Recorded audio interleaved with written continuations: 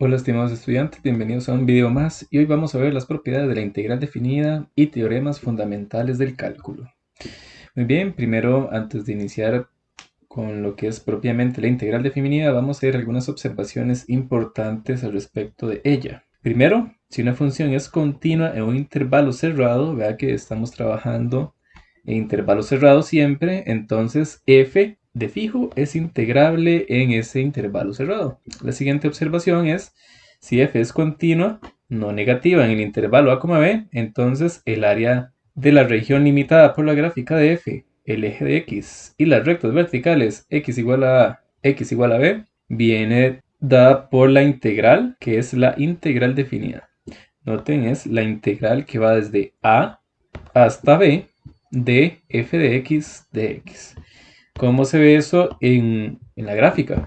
Muy bien, note que si usted tiene una función que es no negativa, o sea que es positiva por encima del eje x, el intervalo abierto que va desde a hasta b, se tiene que el área está dada por la integral que va desde a hasta b de f de x, o sea, toda esta área que está dentro de esa región, que está delimitada por las rectas verticales x igual a x igual a b, el eje x y la función como tal. Muy bien, vamos a ver ahora el tercer punto es si se tiene que la función f está definida en un intervalo a, b de igual manera cerrado, en el que f de x es negativo, vean, es menor que 0, al calcular el área limitada por la curva, el eje x y la recta x igual a y x igual a b, dará como resultado un valor negativo. En otras palabras, si lo que estamos integrando está por debajo del eje x, vean, la función está por debajo del eje x, entonces el área de esa región que está limitada por el eje x, las rectas verticales x igual a x igual a b y la función f, entonces resulta que ese valor numérico que representa esta área de acá, resulta que será negativo. Muy bien, vamos a ver ahora algunas de las propiedades que tiene la integral definida. Entonces vamos a decir que sea f integrable en un intervalo siempre cerrado y note que tenemos un c que vive entre a y b. Entonces se cumple lo siguiente. Si tiene la integral definida que va desde a hasta b de f, usted puede simplemente cambiar el orden de los límites de integración. Note que el límite de integración es este, el superior, y el inferior sería este. Usted puede cambiar los límites de integración simplemente poniendo un negativo al frente de la integral. Note que no se cambia el signo de los límites de integración, se cambia solamente el signo de la integral. Entonces, la segunda propiedad en el intervalo, si usted tiene la integral desde a hasta b, que sería este de acá, y usted sabe que existe un valor c entre a y b, usted puede separar la integral en una suma de integrales. Un pedacito que iría desde a hasta c y otro pedacito que iría desde c hasta b. Eso, si queremos verlo de forma gráfica, sería lo siguiente. Bien, note que si usted tiene en su intervalo cerrado un valor c que está entre a y b, y usted sabe que, bueno, está calculando el área bajo la curva, o sea, la integral definida, que va desde a hasta b, con toda esta parte de aquí, usted puede partir esa área como la suma de dos áreas, que sería la suma de este pedacito de aquí, que está en moradito, que va desde a hasta c, más el otro valor de la integral que va desde c hasta b, que sería lo que está en azul. Y muy bien, finalmente tendríamos esta última propiedad, que sería que si usted calcula la integral de un solo elemento del dominio, le da que es 0, ya que estarías calculando el área de un rectángulo cuya base sería a menos a, que es 0. Por lo tanto, recuerden que las integrales que van desde a hasta a dan como resultado 0, puesto que no tienen base, digamos. Si queremos verlo como suma de rectángulos, sería un rectángulo de base 0. Más propiedades, en este caso sería propiedades de linealidad, sean f y g funciones que son integrables también en intervalo cerrado y sea a un número real, entonces se cumple lo siguiente. Si usted tiene la integral que va desde a hasta b de un número, vea, es un número, alfa, por la función de x, sería lo mismo que alfa por la integral de f. Note que al implícitamente la integral ser un límite, recuerde que el límite saca constantes o deja pasar constantes, al igual que la derivada. Por lo tanto, esto va a suceder aquí también con las integrales. Las constantes pueden salir de la integral. De igual forma, si usted tiene la integral de una suma de funciones, sería lo mismo que la suma de las integrales de cada una de las funciones. Por último, si usted tiene una función que es mayor que otra en el intervalo cerrado, entonces definitivamente el área, o sea, cada una de estas integrales van a cumplir la relación de que la integral de f va a ser menor que la integral de g, puesto que son áreas. Vamos a ver esto con un gráfico. Note por aquí que si usted está calculando la integral definida de a hasta b de f, es el área resultante bajo la curva de f, que es más pequeña en comparación con el área bajo la curva de g. Muy bien. Vamos ahora con algunos ejemplos aplicando las propiedades que ya hemos visto. Suponga que f es una función integrable en el intervalo cerrado de menos 1 hasta pi. Si se sabe que la integral que va desde menos 1 hasta 0 es 4 y si la integral que va desde pi hasta 2 de la función sería un quinto y además de eso tenemos que 4 veces la integral que va desde menos 1 hasta pi de f es 9, vamos a determinar el valor de la integral que va desde 0 hasta 2 de f de x. Tenemos que estamos integrando en el intervalo cerrado de menos 1 hasta pi. Sin embargo, note además que esta es la integral que representa el valor de el área bajo la curva que va desde menos 1 hasta pi. Sin embargo, sabemos lo siguiente, que la integral completa que va desde menos 1 hasta pi sería simplemente pasar este 4 a dividir a 9, o sea, 9 cuartos. Note que esta integral va desde menos 1 hasta pi. Sin embargo, tenemos una parte de esa integral que sería desde menos 1 hasta 0. Además, tenemos otro pedacito de la integral que va desde pi hasta 2. Sin embargo, nos piden determinar el valor de la integral que va desde 0 hasta 2.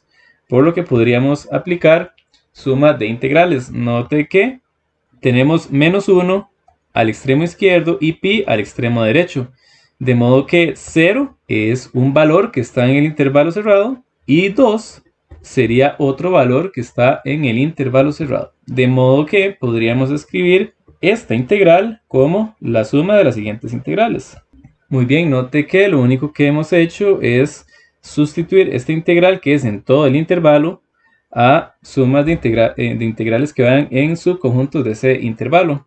Otra cosa importante es verificar que estas integrales estén siempre ordenadas en cuanto a los límites de integración. Note que esta comienza en menos 1 y va hasta 0. La próxima tendría que iniciar donde esta terminó, en 0. Note que esta comienza en 0 y termina en 2. Sin embargo, para que todo tenga sentido, la siguiente integral tendría que iniciar en el lugar donde esta terminó, que sería 2. Por lo tanto, note que los límites de integración están acomodados de forma incorrecta, por lo que podríamos utilizar una propiedad de cambio de límites de integración simplemente cambiando el signo de la integral de la siguiente forma.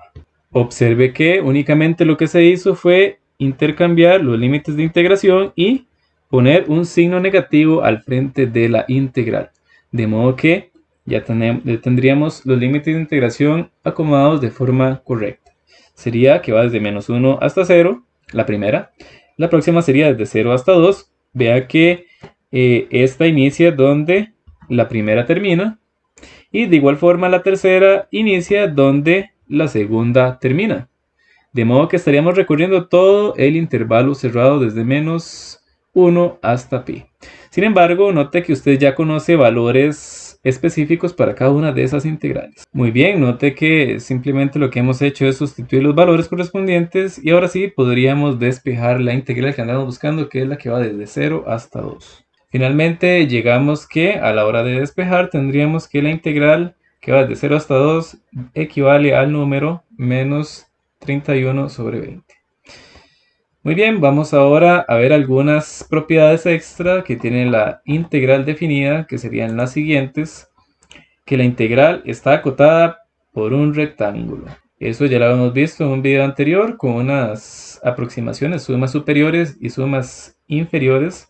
Recuerden que si usted está calculando, ¿verdad?, esa aproximaciones por rectángulos, la base estaría dada por los límites de integración, que sería b menos a, por lo tanto la base de los rectángulos sería b menos a, y recuerde, la suma superior es el rectángulo más grande, una suma por exceso, por lo tanto sería m, el valor máximo de la función en ese lugar, multiplicado por la base, de modo que tendríamos un rectángulo, una suma superior, y también tendríamos un rectángulo donde m pequeña o m minúscula sería el mínimo que alcanza la función en el intervalo a, b, de modo que este m por b menos a sería el área del otro rectángulo que representa el rectángulo que hace aproximación por defecto. Finalmente vamos ahora con un teorema de valor intermedio, un valor medio para integrales, el cual dice que si una función f es continua en el cerrado, entonces existe en dicho intervalo C tal que la integral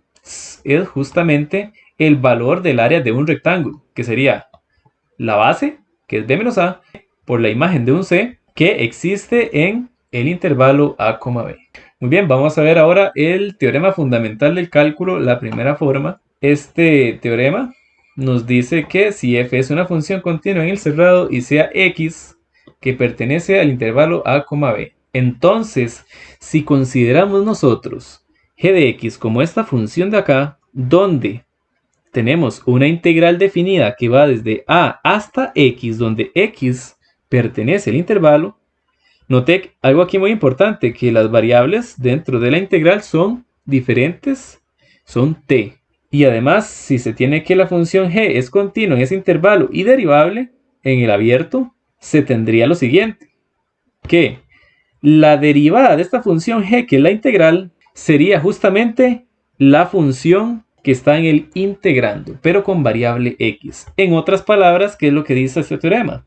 Lo que nos dice es que la derivada de la integral es justamente la función. O en otras palabras, la derivada y la función son operaciones inversas una de la otra. Muy bien, vamos a ver ahora un ejemplo de esto. Note que si consideramos f grande o f mayúscula como esta integral, note que es una función puesto que el límite superior tiene variable x. Note además que el integrando tiene variable t. Entonces me piden calcular f' y f segunda de f, que es esta integral. Si aplicamos el teorema fundamental del cálculo, primera forma, tendríamos que la derivada de la integral sería justamente la función, solamente que evaluado en t igual a x. Finalmente me piden calcular la segunda derivada de f. Simplemente note que f mayúscula prima, sería esta expresión de aquí, que es una función en una variable que ya conocemos, ya sabemos trabajar. Simplemente sería derivar eso respecto de x, por lo que la derivada de la función exponencial sería la misma exponencial, pero por regla de la cadena tendríamos que derivar el argumento de la función exponencial, de modo que la derivada de esta expresión aquí, menos x cuadrado, sería menos 2 por x. Muy bien, vamos ahora a ver lo que es la definición de primitiva o antiderivada. Dice que si en todos los puntos de a, b se verifica que f mayúscula derivada es f minúscula, la función f mayúscula, o sea, esa función que yo derivé para obtener f, se va a llamar primitiva o antiderivada de la función f sobre dicho intervalo. Vamos con algunos ejemplos. Note que si usted tiene la función f mayúscula y usted deriva esa función, obtiene f minúscula, que sería, por ejemplo, si usted deriva x a la 3, obtiene que es 3x cuadrado, justamente.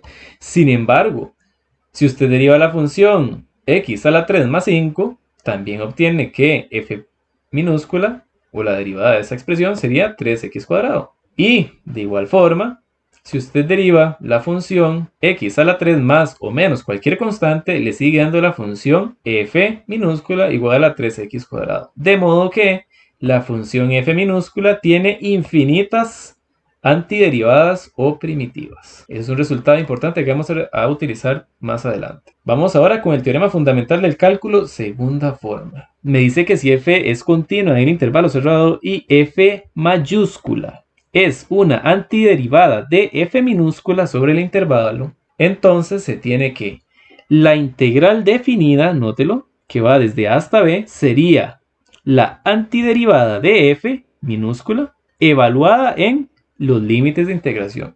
¿Y cómo se evalúan los límites de integración?